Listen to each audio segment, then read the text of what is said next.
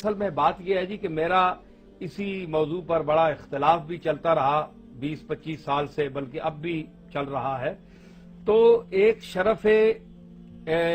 نسب محمد صلی اللہ علیہ وسلم ہے، جو سادات کا شرف ہے، اس میں کوئی ان کا شریک نہیں ہے۔ وہ اللہ تعالیٰ صفات کی حیثیت سے بھی اللہ عطا فرمائے، صرف خون کی حیثیت نہیں بلکہ حسب اور نسب کی وجہ سے بھی۔ نسب تو خون ہوا، حسب صفات ہیں، اللہ صفات بھی دے اور نسبت بھی دے خون کی، تو وہ جو ہے وہ ٹھیک ہے، اس میں ان کا کوئی شریک نہیں ہے، کیونکہ رسول اللہ صلی اللہ علیہ وسلم کا خاندان ہے، آپ کی صاحبزادی کا خاندان ہے۔ لیکن قرآن مجید میں جو حرام رشتے ہیں ان کی تفصیل موجود ہے۔ قرآن و سنت میں ایسا کوئی واضح حکم نہیں ہے کہ جس میں سیدہ کا نکاح غیر سید کے ساتھ ممنوع ہو، ناجائز ہو، حرام ہو، جبکہ سیدہ خود چاہتی ہو کہ میرا فلاں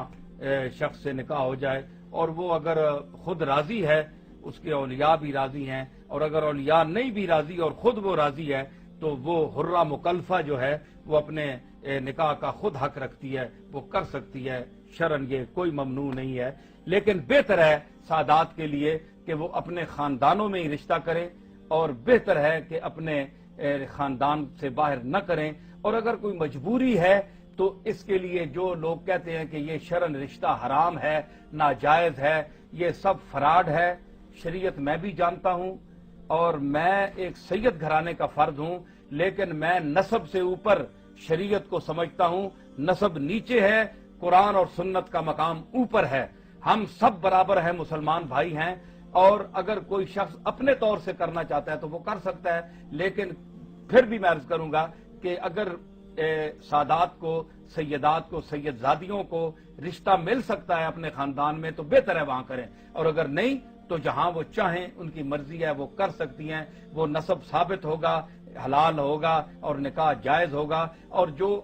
پھر یہ گزارش بھی ہے کہ جو حضرات سادات اس وجہ سے اپنے رشتے جوان بٹھائے رکھتے ہیں، اپنی بیٹیاں بٹھائے رکھتے ہیں کہ جناب ہمیں رشتہ کوئی نہیں مل رہا، ہم کیا کریں، ہم سید گھرانہ کوئی ہے نہیں، باہر ناجائز ہے، ان کا نکاح ہو نہیں سکتا، تو یہ غلط بات ہے۔ شریعت میں نکاح جائز ہے، نکاح ہو سکتا ہے۔ ہاں، یہ غلط فہمی کہ حضرت پیر میر علی شاہ صاحب رحمۃ اللہ علیہ کا نام لیا جائے کہ انہوں نے اس نکاح کو حرام لکھا ہے، کوئی حرام نہیں لکھا۔ میں نے اس پر پوری کتاب لکھی ہے، نام و نسب میں میری کتاب کا نام ہے، اس میں پوری بحث کی ہے،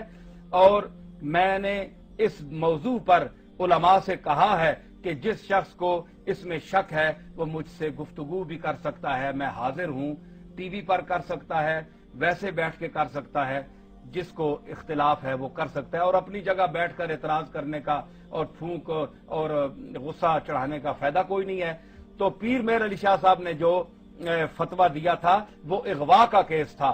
مغویہ جو ہے وہ تو کسی وجہ سے نہیں ہو سکتا کہ کسی کی لڑکی کو آپ گھسیٹ کے لے جائیں، تو یہ تو توہین ہے ان کی۔ تو پیر صاحب کا جو فتویٰ ہے وہ ایک مخصوص استفتاء کی صورت میں ہے، وہ مطلق حکم نہیں ہے کہ شریعت کا کہ جناب ان کے رشتے ہی ناجائز ہے، بار دے نہیں سکتا۔ تو اگر یہ بات استفتاء کی صورت میں ہے، وہ مطلق حکم نہیں ہے کہ شریعت کا کہ جناب ان کے رشتے ہی ناجائز ہے، بار دے نہیں سکتا۔ تو اگر یہ بات ہے تو پھر آپ دیکھیں گے کہ ہماری امت مسلمہ میں اتنے اتنے بڑے اکابر کے جو رشتے ہیں، اتنے اتنے اولیاء اللہ جو پیدا ہوئے ہیں، تو ان کی جو مائیں ہیں وہ سیدہ ہیں، سید زادیاں ہیں، اور ان کے باپ جو ہیں وہ سید نہیں ہیں۔ تو ان کی ایک طویل فہرست ہے۔ اگر جو ان کو حرام کہتے ہیں، پھر ان کے نزدیک وہ لوگ کدھر جائیں گے، ان کا نسب کیا ہوگا؟ جب نکاح ہی نہیں ہوا تو پھر وہ ان کی حیثیت کیا متعین ہوگی، وہ کیا ہوں گے، آپ ان کو کیا کہیں گے؟